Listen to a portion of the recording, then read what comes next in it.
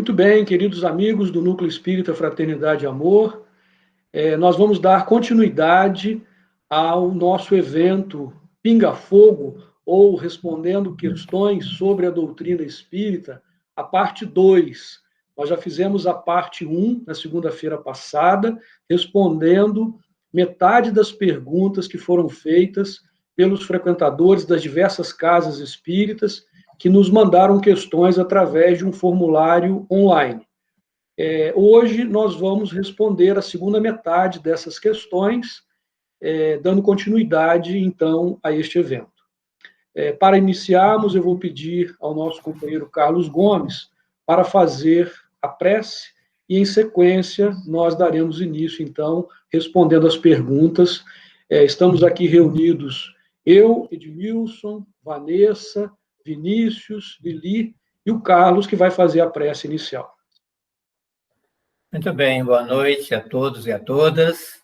Vamos conversar com Jesus, fechando os nossos olhos, abrindo o nosso coração, na alegria de estarmos aqui mais uma vez reunidos, em nome do Núcleo Espírita Fraternidade e Amor, que a fraternidade possa nos unir mais uma vez nesse propósito de conversar com esse Cristo, sentindo-o bem próximo de nós, para com aquele amigo que caminha conosco, podermos agradecer por essa nossa caminhada, por todo o aprendizado de cada dia, de cada instante, em especial nesse período em que estamos mais em casa, não só em casa material, mas na nossa casa mental, que mentalmente possamos ir conversando com esse nosso Deus interior, agradecendo por o Espírito que somos, em ascensão, em evolução, sabendo que não estamos sozinhos, que estamos sempre amparados por aqueles que nos amam do invisível. Agradecer sempre e pedir forças para todo o nosso mundo, esse mundo que é governado por esse mesmo Jesus, para que ele abrace esse mundo, abraçando a todos nós, e todos nós possamos receber esse abraço nesse instante, nos sentimos fortalecidos na fé e na certeza dessa nossa caminhada em direção a esse mesmo Jesus, que no final dela nos espera sorrindo com os braços abertos, na certeza da nossa vitória. Abençoe e ilumine esse nosso trabalho de hoje, esse nosso estudo, para aprendermos todos juntos com a graça de Deus. Muito bem, então vamos à segunda parte do nosso evento, respondendo perguntas sobre a doutrina espírita. Mais uma vez agradecendo muito a todos que participaram, nos enviando as suas dúvidas, as suas questões sobre a doutrina ou sobre temas que a pessoa tenha vontade de saber, tenha curiosidade de saber à luz da doutrina espírita. Então, nessa segunda parte, a primeira pergunta que nós vamos responder é esta aqui. Qual a atividade do espírito durante o sonho? E aí a pessoa faz um comentário. José sonhou que Maria daria a luz a Jesus. Eu vou pedir o Vinícius para começar respondendo e depois os demais fiquem à vontade para complementar. Boa noite a todos. Essa questão é bem interessante, né, da parte dos sonhos, que eu acho que é um momento de libertação, né, do nosso espírito, do corpo, né, um momento que esses laços que unem o nosso corpo ao espírito, eles dão uma afrouxada, né, o espírito sente um pouquinho mais de liberdade. O capítulo 8º do Livro dos Espíritos traz para nós desse tema emancipação da alma, e ele tem lá o subtítulo O Sono e os Sonhos.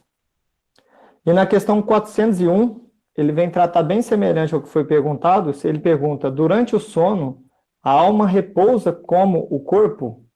Os espíritos respondem, não, o espírito jamais está inativo. Durante o sono, os laços que o unem ao corpo se relaxam, e o corpo não necessita do espírito.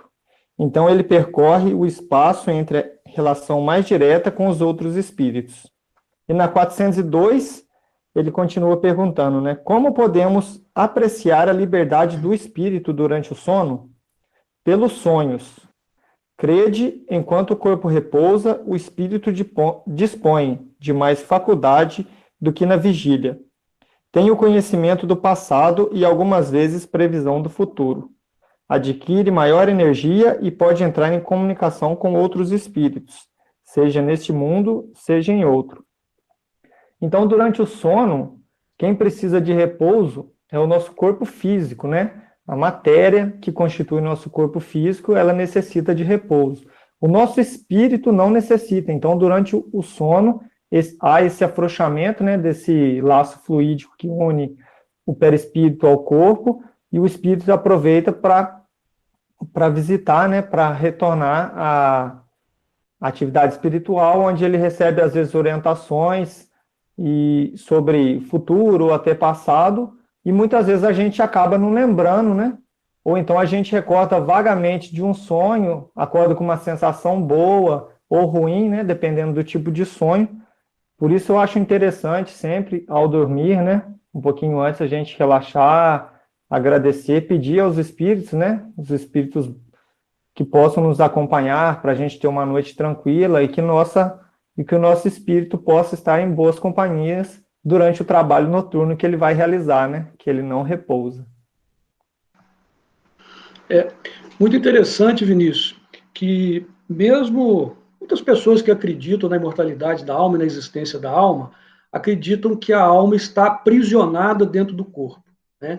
E, na verdade, isso não acontece. Como você ressaltou e lembrou, existe um momento durante o sono, o descanso do corpo físico, que nós chamamos de emancipação da alma, ou uma certa liberdade que a alma tem, que sem se desligar do corpo, isso é importante ser dito, né? Sem se desligar do corpo, porque esse desligamento total só vai acontecer na desencarnação, mas a alma pode ter percepções e visitar lugares, tanto no mundo espiritual quanto no mundo material, enquanto o corpo está repousando.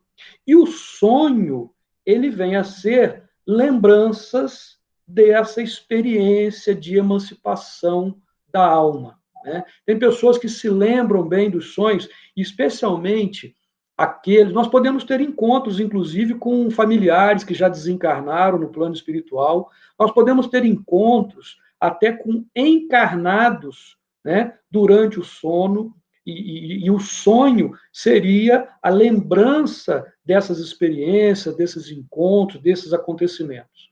Boa parte de nós não se lembra de todas essas experiências, né? Mas quando se lembra, o sonho, especialmente esses, é muito comum, eu tenho certeza que todos já tiveram um sonho assim muito forte com um familiar querido, né, em que a gente encontra, em que a gente abraça, em que a gente conversa, e às vezes a gente acorda emocionado, né? Pode ter certeza que foi um encontro, né, durante o sono com esse nosso ente querido e que a gente fica com aquela lembrança até gostosa, né? O exemplo que foi citado da própria Maria, né, com um anjo, com o encontro do anjo, ou José sonhando, né, que Maria daria a luz, ou seja, aqui foi dado só um exemplo, mas muitos desses sonhos, eles são o que chama de anjo, que sonhou com anjo, com um espírito de luz, um espírito superior. E às vezes a gente tem esses encontros, sim, com os nossos mentores, com espíritos que vêm nos orientar, a gente participa durante o sono de reuniões na espiritualidade. É lógico, se a gente estiver naquela sintonia, né? O Vinícius lembrou muito bem da importância da preparação para o sono, para que o nosso espírito, no estado de libertação, né, de emancipação, vá ao encontro na espiritualidade, né, dos ambientes, das pessoas em que nós estamos sintonizados.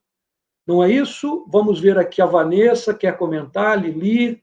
Vanessa? Não, eu fiquei pensando que a gente encontra, né, na literatura espírita até muitos relatos do plano espiritual, quando os trabalhadores estão lá e eles relatam que tem as pessoas que estão desencarnadas, né, que estão ali trabalhando, e aí eles comentam, né, pode observar aqueles que têm um cordão, né, o seguindo. Esses estão em desdobramento, eles dormiram e eles estão trabalhando aqui na colônia durante seu sono. E acho que foi bem lembrado, até eu comentar, mas foi bem falado pelo Leonardo, essa questão da gente tomar cuidado com o nosso pensamento. A gente falou isso semana passada, não é porque eu desencarno que eu viro santo ou que eu viro demônio, né? E o sono é a mesma coisa. Não é porque eu vou dormir, né, que eu fiz uma oração simples, que não seja de coração, né, que é algo rotineiro e que eu não coloquei emoção ou que eu estou com outros pensamentos na cabeça, que eu vou lá para o plano espiritual, só porque eu repeti uma oração. É preciso que eu mude a minha conduta, que eu pense realmente, né, nessa vivência do meu dia, para que isso reflita na minha, vamos dizer assim, na minha noite espiritual, né? E continuando o que a Vanessa começou a falar, né, na espiritualidade a gente realiza trabalhos importantíssimos enquanto estamos dormindo. E um deles foi contado muito assim detalhadamente no livro Missionários da Luz, na encarnação do Segismundo, que eles, os nossos amigos, são levados para a espiritualidade, os espíritos são trazidos para casa no momento do planejamento daquele nascimento, para afinizar os espíritos, para que eles possam se aceitar na nova encarnação. Então são trabalhos muito importantes que são desenvolvidos na espiritualidade durante o sono, né? Muito bem, muito gostaria obrigado. de complementar também que nós estamos falando de determinado tipo de sonho. Não são todos os sonhos que há um reencontro ou a saída, né, do espírito com o seu perispírito, que é o corpo do espírito, para ir à espiritualidade. Muitos dos sonhos são coisas que vivenciamos durante o dia e que vêm, às vezes, de uma forma até confusa, né? Esses não são os sonhos dos quais estamos comentando aqui. Eu gostaria desse adendo. Aliás, muito importante, muito bem lembrado, Carlos. Muito obrigado, muito obrigado. Aliás, sobre o sonho, tem mais uma pergunta, e nós vamos agora comentar, e podemos continuar comentando também sobre o sonho, né?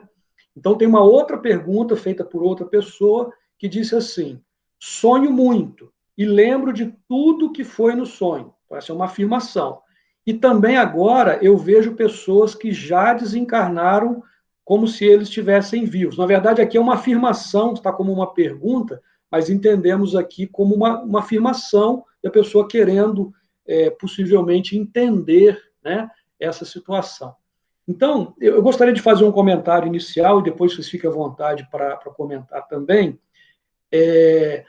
A questão do sonho nós já comentamos. Então, esse tipo de sonho, que como muito bem lembrou o Carlos, que nós estávamos comentando, que é o da emancipação da alma, ou da percepção do mundo espiritual, né? E se a pessoa se lembra sempre, com uma frequência desse sonho, mostra que a pessoa tem uma sensibilidade maior, uma percepção maior, por algum motivo, né? Ela está se lembrando desses encontros no mundo espiritual que tem uma finalidade, né? E quando ela coloca, e também eu vejo pessoas que já desencarnaram, quer dizer, espíritos que já partiram para o plano espiritual, e fala assim, como se eles estivessem vivos, né? Aqui isso poderia, eu estou entendendo aqui que pode ser no sonho, né? A pessoa está dizendo que é justamente esses encontros. Não sei se é o caso da pessoa, além do sonho e de ter esses encontros com as pessoas que já desencarnaram, também estar durante o dia, né, durante a vigília, não mais no sono, né, vendo espíritos. Não sei se é essa a questão. Mas esse encontro que foi colocado aqui, de ver pessoas que já desencarnaram durante o sonho, como nós já dissemos antes, ele é comum, né? Se a pessoa está vendo espíritos que já desencarnaram, não mais durante o estado de sono, isso mostra que, pode mostrar que ela tem uma sensibilidade mediúnica, que isso, a capacidade de perceber o mundo espiritual. Se for o caso, porque a pergunta ou a afirmação aqui pode dar duas interpretações, né? De ver os espíritos durante o sonho, em encontro durante o sonho, ou durante o estado de vigília. Tá? Se for essa questão da mediunidade, o Livro dos Espíritos trata também dessa questão, né, dessa relação do mundo espiritual com o mundo material, mas, além disso, com muito mais detalhe, nós temos na codificação o Livro dos Médiuns. E o Livro dos Médiuns é um estudo que vai nos permitir entender os tipos de mediunidade, como tudo acontece, como é que é essa relação, e especialmente como educar, né, e como controlar essa mediunidade. Né? Além disso, nós temos no canal do YouTube alguns vídeos que falam sobre esse estudo da mediunidade, temos palestras que foram feitas falando, sou médium, e agora? E a pergunta, sou médium, e quais seriam essas características? Então, eu convido também aquele que tem interesse no assunto da mediunidade a verificar, né, essa questão. Edmilson, gostaria de comentar essa questão? Fica à vontade. Não, acho que foi falado tudo que, tanto na pergunta anterior como nessa, só queria dar 2 exemplos bem rápido, né? Porque às vezes a gente acha que isso não... O do sonho é o tipo da situação que as pessoas podem perceber com elas mesmas, né? Então, porque às vezes a gente fica esperando encontrar um médium e tal. E, primeiro, assim, a questão até do evangelho, a pessoa na pergunta anterior falou de Maria, né, do sonho, né, de José, mas tem vários eventos no Velho Testamento, no Novo Testamento, tem aquela passagem da mulher de Pilatos que sonha e pede para ele não se envolver com aquela condenação de Jesus, etc. A minha mãe tem uma mediunidade onírica, né?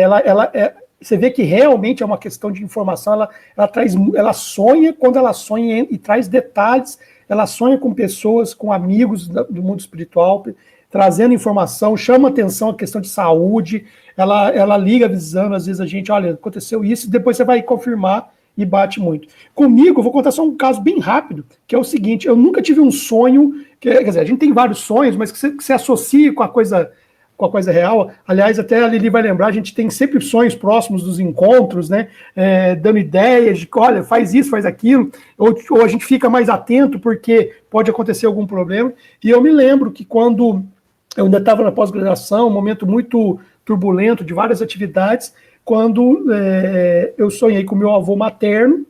Eu nunca sonhei com ele, nem antes, nem depois, né? Esse meu avô, pai da minha mãe, que já está no parte espiritual, e eu sonhei nele com esse dia e acordei muito, não lembro do sonho, lembro de ter sonhado com ele, né? E nunca tinha acontecido, e acordei numa paz espiritual muito grande. E naquele dia a Karina foi me informar que ela estava grávida do Lucas, né? E foi até engraçado, ela toda tensa por causa de todo aquele momento que a gente estava vivendo de atividades e tal, e eu recebi aquilo com numa tranquilidade. É claro que notícia de ter um filho é sempre uma alegria, mas no momento existencial, super em paz, na mesma hora eu lembrei do meu avô. Então acho que isso acontece muito com a gente, naqueles momentos decisivos da nossa vida, a gente tem muito isso, né, essas informações, só para a gente prestar atenção.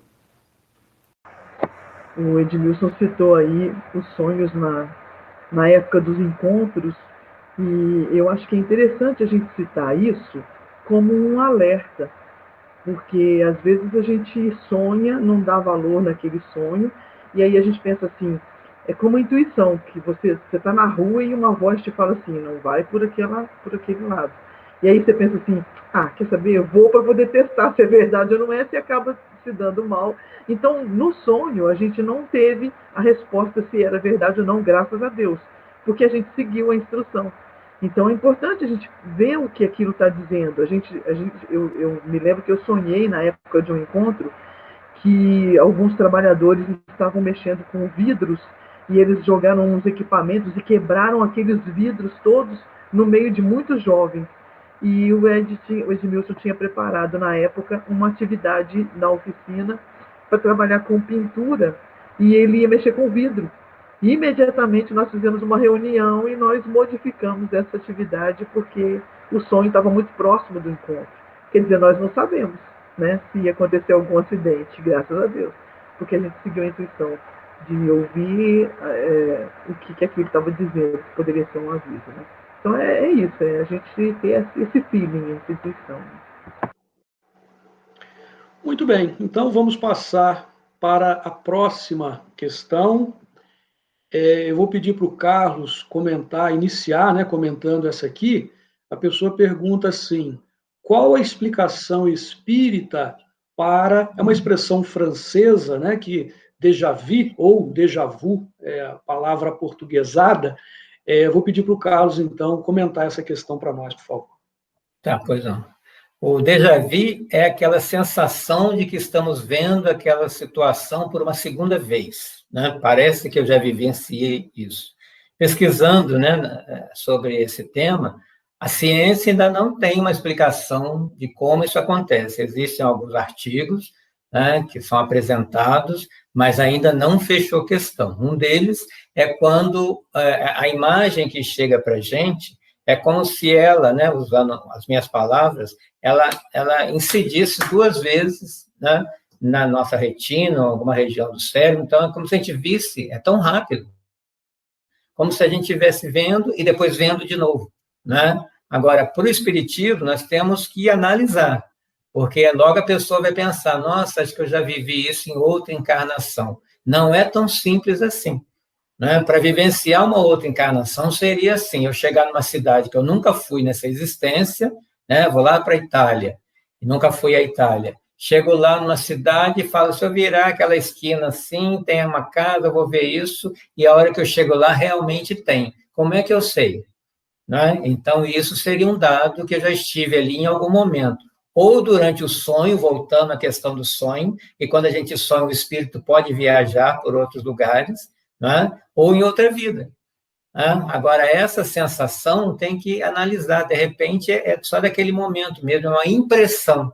Né? Então, tudo bem analisado, o espiritismo não é ingênuo de acreditar em tudo, mas tudo, como ciência, nós analisamos, vamos ver o que a ciência tem pesquisado a respeito, para dar uma resposta lógica e racional.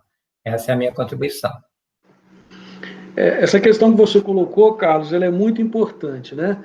A princípio, alguém já poderia, baseado na reencarnação, né, e de lembrança de vidas passadas, já dizer que essa situação do déjà vu, que significa já visto, né? É uma situação já vista, que a gente tem a impressão que já viu, a gente já poderia já dizer de imediato, isso aí é porque você está lembrando de alguma coisa da vida passada. Nem sempre, né? Pode ser que sim, pode ser que não. O Carlos lembrou uma questão muito interessante, que é uma tese científica, que diz o seguinte: determinadas situações, como é que a gente sabe que agora eu estou lembrando de algum acontecimento de ontem ou de anteontem, porque quando ele foi feito, ele ficou armazenado na nossa mente, no nosso cérebro, né?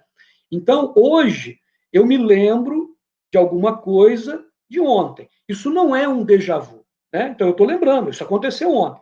O já visto é aquela situação que você está vivendo no presente, né? Você está vivendo ela ali, e naquele mesmo momento vem aquela ideia, aquela situação de que aquilo já aconteceu, que você já passou por aquilo, e essa tese que o Carlos mencionou, que é uma tese científica, ela diz que aquilo que você está vivendo hoje, ele está sendo armazenado no seu cérebro, e ali por uma falha, por um curto-circuito momentâneo, por diferença de centésimos de segundo, você está passando por aquilo e aquela mesma situação fica armazenada e é devolvida a você.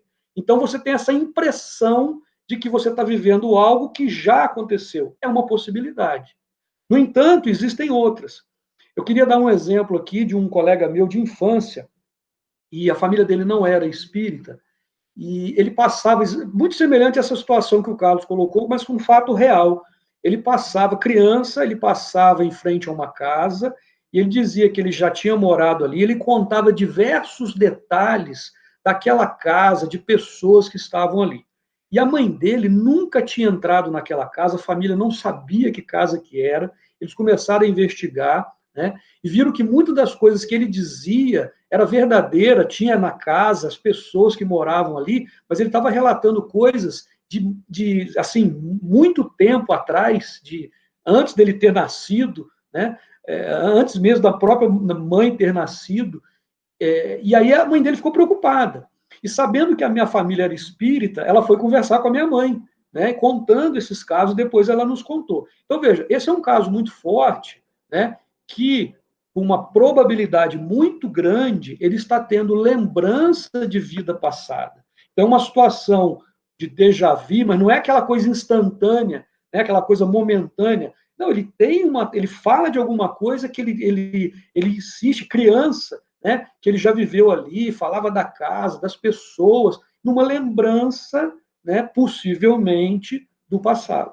Então, tem que ter muito cuidado, né, o Carlos lembrou disso muito, muito bem, né, ao classificar ou ao dizer, né, em todos os sentidos, não só nesse, mas em todos os sentidos, as questões relacionadas a vidas passadas, a reencarnação, relacionadas às vezes até à mediunidade, essa ou aquela situação, a gente já classifica como sendo, pode ser, tem que tomar esse cuidado. Né? Alguém mais gostaria de comentar esse ponto? Eu queria só fazer uma analogia da seguinte forma. Se a gente for pensar na reencarnação, ela poderia ser uma espécie de déjà vu. Né? Eu fiz aquela vida e depois eu volto naquilo que eu errei. Parece que eu estou repetindo tudo de novo, a lição, para poder aprender. Então, a gente teria só uma forma de brincar com o conhecimento, de entender de forma assim, né? Eu tenho outra chance de fazer de novo e aí eu vou e erro outra vez. Você vê o suicida, no caso da Ivone, né, que ela teve várias chances e ela caía de novo, sempre no suicídio. Então ela estava vivendo um looping daquela situação repetidas vezes. E parece que eu já vivi esse problema, está ele de novo na minha frente, né? Então só para fazer uma analogia de definições. Muito bom, Lili, muito obrigado. Então vamos passar à próxima questão. E aqui eu vou pedir para o Edmilson começar respondendo como o Espiritismo entende a homossexualidade. Edmilson, por favor. Então, essa é uma pergunta interessante por vários motivos, mas um deles que me chama a atenção é que sempre que nós fazemos essa atividade de várias perguntas, presencialmente lá no NEFA, e agora através do virtual, né, perguntas relacionadas à homossexualidade acabam acontecendo, né? Então, você vê que é um tema que traz muitas dúvidas e traz também, às vezes, até incômodo nas pessoas. Nós vivemos ainda a questão do preconceito, apesar do tanto que nós já evoluímos, esse é um tema que tem que ser tratado com respeito, com responsabilidade, com cuidado, mas com clareza, porque a doutrina espírita, ela realmente nos esclarece muito essa questão. Eu gostaria de dividir essa resposta com Emmanuel, olha só, com o Espírito Emmanuel. Daqui a pouco eu vou ler um trecho do livro e depois pedir ajuda aí para a turma aí, que possa colaborar comigo, porque ele respondeu, trouxe muita orientação nesse aspecto, e eu vou destacar um deles. Mas antes disso, nós vamos ler 3 perguntas do Livro dos Espíritos, porque Kardec questiona, não esse tema específico, mas uma questão sobre a questão do sexo, do gênero, lá no Livro dos Espíritos, e isso é muito atual. Na pergunta 200, ele fez a seguinte pergunta aos espíritos: os espíritos têm sexo? E os mentores responderam: não como entendeis. Essa questão homem, mulher, né? Essa questão da procriação, inclusive, né? Porque o sexo depende da constituição orgânica, no sentido material. Então, não como entendeis, porque o sexo depende da constituição orgânica. Há entre eles amor e simpatia, mas baseados na afinidade de sentimentos. Então, os espíritos se aproximam por afinidade, por amor. Depois a pergunta logo em seguida, Kardec questiona: o espírito que animou o corpo de um homem pode animar o de uma mulher numa nova existência e vice-versa? Então eu estou hoje como Edmilson, eu posso já ter vindo como mulher, ou posso vir como mulher numa próxima existência? Sim, pois são os mesmos espíritos que animam os homens e as mulheres. Olha que interessante. Deus não criou um espírito para ser mulher e outro espírito para ser homem. Deus criou o espírito, né? E aí ele toma uma roupagem como homem ou como mulher para a melhor missão. Lembra da semana passada a gente discutiu de missão? Então, às vezes, eu preciso desenvolver sentimentos de afetividade, de carinho, de atenção, e aí eu venho para ser mãe, né, não que hoje a mulher trabalhe e tal, mas essa coisa da maternidade que desenvolve certas ligações do espírito, né, atenção, né, porque apesar nos dias de hoje, o lado masculino e o lado feminino está cada vez mais, a distância é menor, porque a gente assume na sociedade papéis muito... Antigamente tinha uma separação, o menino que nascia homem não podia fazer essa função, né? Nascer mulher, o preconceito já não podia ser engenheiro, por exemplo, né? Lá na Unifei, por exemplo, tem lá a primeira aluna mulher que teve no curso. Hoje a gente vê que isso é normal, porque é a aptidão do espírito, mas o preconceito impedia as pessoas de seguir um caminho que elas se sentiam à vontade. Então, às vezes, a gente vem num corpo de uma mulher ou num corpo de um homem para desenvolver habilidades ou situações que naquele contexto me ajudam. Então, o espírito é o mesmo, mas o corpo, na encarnação, traz uma habilidade. Então, olha que interessante. Sim, pois são os mesmos. Então, Deus não criou o espírito da mulher, o espírito do homem. Quando a gente pensa nas religiões que pensam numa única existência, isso parece não fazer sentido nenhum, né? Mas olha como é que a doutrina espírita é esclarecedora. O espírito é independente da matéria. Ele é um ser que vai se completar em toda a sabedoria de amor e inteligência. E aí precisa passar por todas essas experiências. Como é que eu vou saber que uma atitude machista da minha parte ofende uma mulher se eu nunca vivi na experiência de um corpo feminino? E vice-versa. E aí na pergunta 202, continuando, então, fica aí a dica, depois o pessoal lê com calma, refletir, 200, 201, 202, e 202 assim, ó. Quando somos espíritos, preferimos encarnar no corpo de homem ou de mulher? Já que não tem essa distinção, né, o espírito é o mesmo, aí Kardec volta a perguntar. E os espíritos responderam, isso pouco importa ao espírito. Depende das provas que ele tiver que sofrer, aquilo que nós tínhamos comentado. Os espíritos encarnam-se como homens ou mulheres porque não tem sexo. Então eles podem nascer em qualquer vestimenta. Como devem progredir em tudo, cada sexo, como cada posição social, oferece-lhes provas e deveres especiais e novas ocasiões de adquirir experiências. Aquele que fosse sempre homem, só saberia o que sabem os homens. Olha que lindo. Olha que resposta em meados do século XIX. E aí, para dar uma complementação, como eu disse, e depois dar a oportunidade para os colegas comentarem,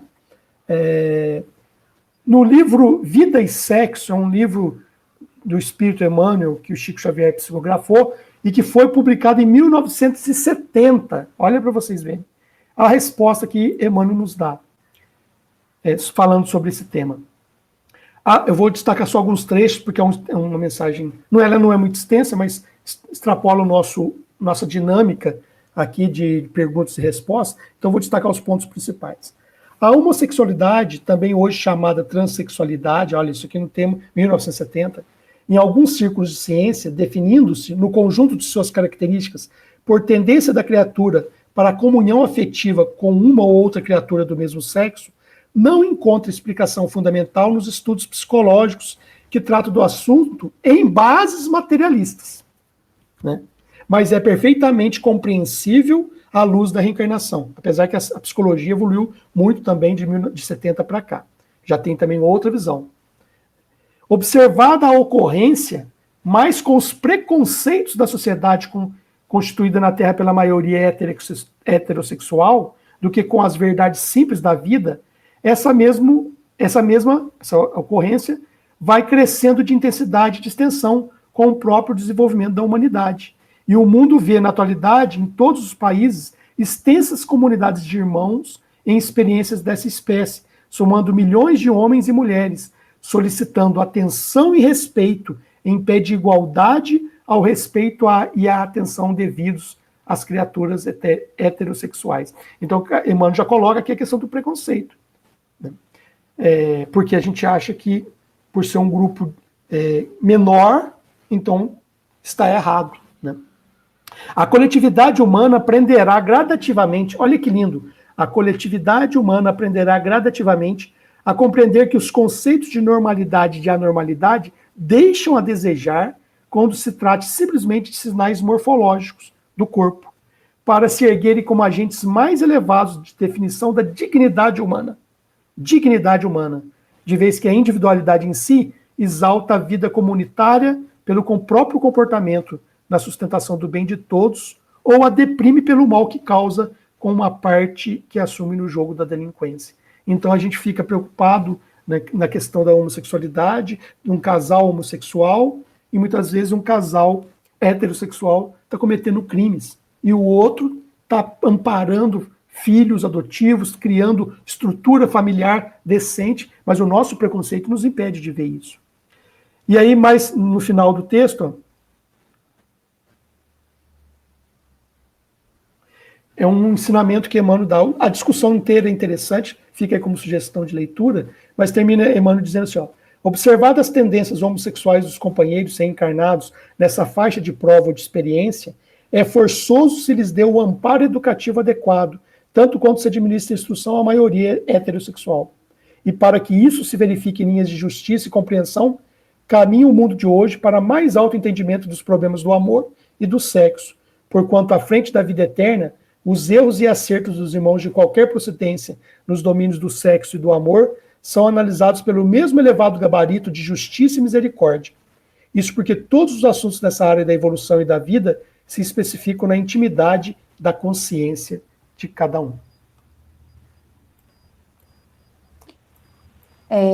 Eu achei que foi assim muito esclarecedora, né, a fala do Edmilson, e me fez lembrar, eu estava assistindo um Pinga Fogo do Chico Xavier para a gente conversar, né, sobre essa pergunta, e no Pinga Fogo ele dá um exemplo muito bacana que casa com tudo que o Edmilson falou para nós agora, né? Ele fala assim, que na questão, né, da homossexualidade que tanto incomoda muitas vezes alguma pessoa, aí ele fala, as nossas mãos nos foram dadas para quê? Né? Para que a gente fizesse o bem para os outros, os olhos, para que a gente enxergasse a beleza, para que a gente distribuísse através da nossa visão a bondade, né? Aí vai falando de tudo que a gente recebe, e ele fala o quê? As energias sexuais também, para que a gente use com consciência, né, e com retidão no nosso comportamento, né, trazendo o bem, não os excessos. E aí ele faz a reflexão nesse sentido. Não importa, né, se eu sou homossexual, se eu sou heterossexual, o que importa é qual a minha conduta perante essa utilização das minhas energias sexuais, né? O que os meus pensamentos estão fazendo, né, com as minhas energias criadoras. Então, acho que casa totalmente, né, com a reflexão do Edmilson. E é importante a gente pensar nisso, né? Não é o que eu escolho ou o que eu sou, é como eu me comporto perante a vida. Bom, eu gostaria também de acrescentar que eu vejo que nessa pergunta pode ter uma outra subentendida se o Espiritismo proíbe a homossexualidade, como acontece em outros segmentos religiosos, né? Então, é importante lembrar que o Espiritismo não proíbe nada, né? Ele orienta, né, como devemos nos comportar, como foi falado aí pela Vanessa, pelo Edmilson, pelo Emmanuel, e a questão é sempre a nossa evolução a partir da nossa capacidade de amar. Estamos no mundo para aprender a amar. Como, quem e, né, quando é o livre-arbítrio de cada um. Então, como disse Emmanuel, né, 2 homens ou 2 mulheres que se unem por amor, né, é visto como mais importante do que um casal, homem e mulher, aceito pela sociedade, que se unem por outras intenções, muitas delas materiais. Né? Então, Deus olha a intenção. Se a intenção é desenvolver o amor, livre-arbítrio. É isso. Muito bem, eu não vou me alongar não, mas eu só queria trazer uma informação adicional. O Edmilson lembrou algumas perguntas no Livro dos Espíritos, né, que trata desse tema, quando Kardec pergunta se os espíritos têm sexo, se preferem encarnar num corpo masculino ou feminino, se faz alguma diferença. e tem informações adicionais na Revista Espírita. A Revista Espírita, ela foi publicada por Kardec, né, mensalmente, e no número de janeiro de 1866, existe um artigo de Kardec que traz mais detalhes, e o título ele já é bastante curioso, né? E não é a dúvida que Kardec tinha, não. O título é assim: As mulheres têm alma? Porque na história da humanidade, isso já foi dúvida para muitos daqueles que acreditavam dentro dessa cultura machista, né? E o título é As mulheres têm alma? E mais no final desse artigo, Kardec vem abordar a questão da homossexualidade, né? E é bastante interessante. Eu não vou me aprofundar aqui, porque em função do nosso tempo, mas eu sugiro que as pessoas que tiverem interesse depois busquem, inclusive se procurarem na internet, no Google, coloquem lá Revista Espírita, janeiro de 1866. Vão encontrar esse artigo, As Mulheres Têm Alma, um artigo muito interessante para ser lido, e Kardec vai abordar o tema homossexualidade. Muito bem. Vamos então, podemos continuar? Mais uma pergunta? Essa aqui é a última pergunta da nossa parte segunda, né, do evento Respondendo Questões sobre a Doutrina Espírita. E a pessoa pergunta assim: como evoluir espiritualmente? E como ser verdadeiramente bom? Sou novo ainda e minha alma diz que devo evoluir, mas não sei como. A Lili sabe como e ela vai responder. A Lili, que é um espírito bastante evoluído. Fica à vontade, Lili. A gente costuma dizer que o nosso cabelo lourinho não é à toa, né? É a evolução, a luz que vai saindo de dentro para fora. Bom, brincadeiras à parte, nós tivemos aqui, há 2000 anos, a presença de um homem que nós chamamos de mestre, e ele esteve aqui para demonstrar de forma muito bonita essa resposta. Ele vivenciou a tarefa da humildade, do amor, para poder nos dar um único ensinamento: amai-vos como eu vos amei. Em toda dificuldade, em todo desafio que a gente passa, se a gente perguntasse o que Jesus faria, certamente a gente teria um padrão de atitudes para evoluir espiritualmente. E Kardec também, ele deixa a sua contribuição no lema do Espiritismo: fora da caridade não há salvação. Até Chico chegou a dizer uma vez, né, que quando ele foi ler sobre a doutrina, ele percebeu que era isso: fora da caridade não há salvação. Que se fosse fora da igreja, ou fora da religião, ou outra coisa qualquer, ele não entenderia a pureza do Espiritismo.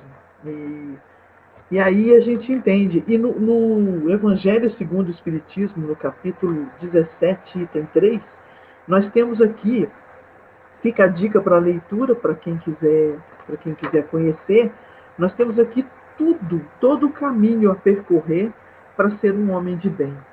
Eu vou ler só o primeiro parágrafo que ele sintetiza, mais ou menos, tudo que vai discorrer essa leitura, que é bem grande. O verdadeiro homem de bem é aquele que pratica a lei de justiça, de amor e de caridade, na sua maior pureza. Se interroga a sua consciência sobre os próprios atos, pergunta se não violou essa lei, se não cometeu o mal, se fez todo o bem que podia, se não deixou escapar voluntariamente uma ocasião de ser útil, se ninguém tem o que se queixar dele, enfim, se fez aos outros tudo aquilo que queria que os outros fizessem por ele. E ainda fica mais uma dica de leitura, que é a questão 919, e eu ainda diria a letra A dela, que Santo Agostinho deixa para a gente uma dica de autoconhecimento, né? E se todos os dias à noite a gente pudesse, antes de dormir, fazer uma reflexão do meu dia, né? De manhã, aquele bom dia que eu não dei para minha mãe, será que ela ficou chateada? E aí eu saí, peguei o carro, eu buzinei, eu freiei, eu xinguei, eu reclamei. E aí a gente vai fazendo vai fazendo um levantamento do seu dia para ver como é que foi a sua atitude, como é que você se portou e tentando seguir aquele parâmetro que a gente conhece, que é o Mestre Jesus.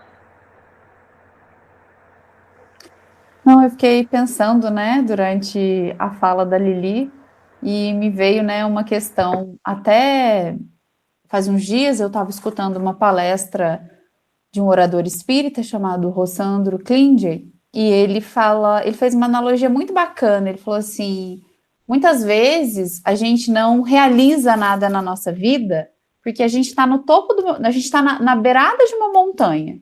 A gente está lá no pé da montanha e a gente está olhando lá em cima da montanha, que é onde a gente quer chegar.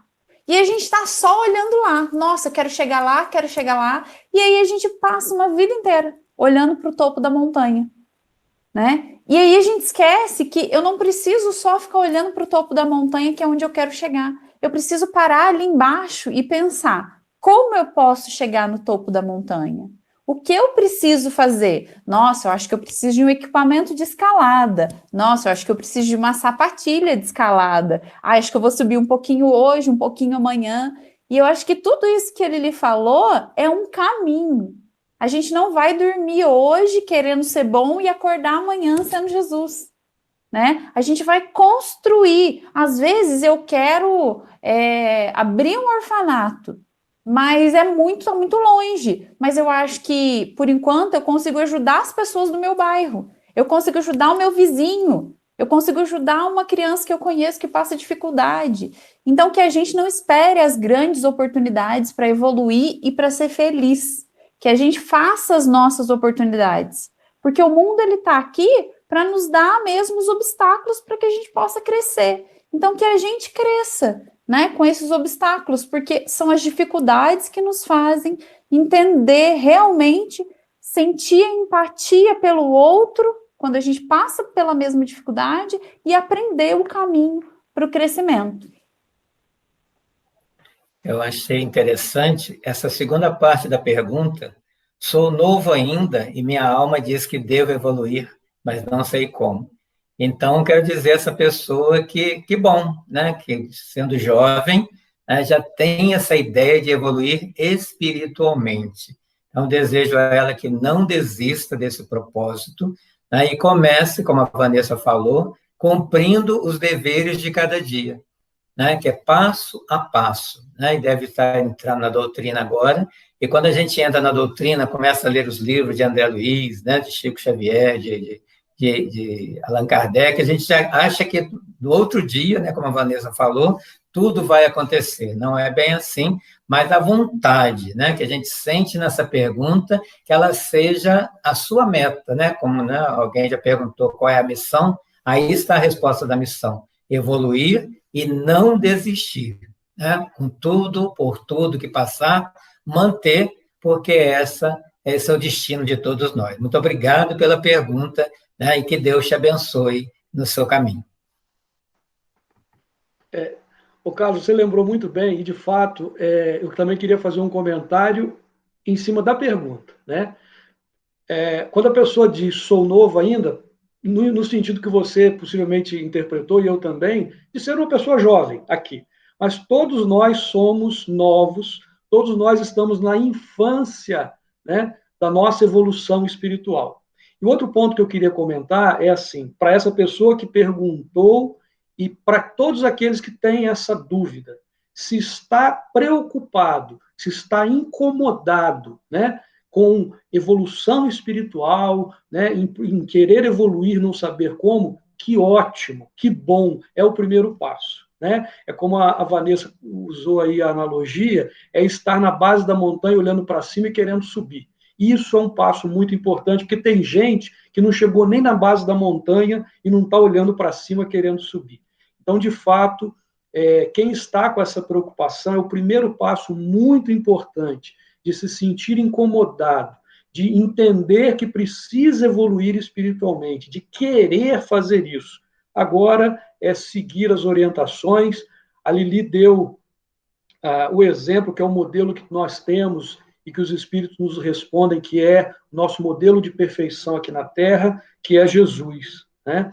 E às vezes nós nos colocamos ainda muito distante e achamos que esse modelo ainda está longe de ser alcançado e nós não devemos ver dessa forma, né? Se Jesus veio nos dar o exemplo e ser o nosso modelo, nós podemos fazer igual, nós podemos atingir o mesmo nível evolutivo que Jesus, e temos que acreditar nisso. Não é um modelo inalcançável.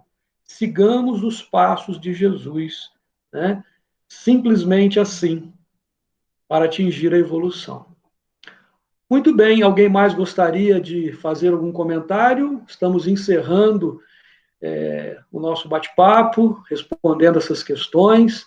Então, mais uma vez, nós agradecemos a todos aqueles que fizeram as perguntas, agradecemos aqueles que estão nos assistindo, agradeço aqui aos meus amigos, meus irmãos, Edmilson, Vanessa, Lili, Carlos Gomes, Vinícius, né, por esse momento e por compartilharmos com muita alegria, né, esse momento juntos. Eu vou pedir a Lili para encerrar para nós com uma prece musicada para encerrarmos o nosso estudo de hoje. Muito obrigado a todos.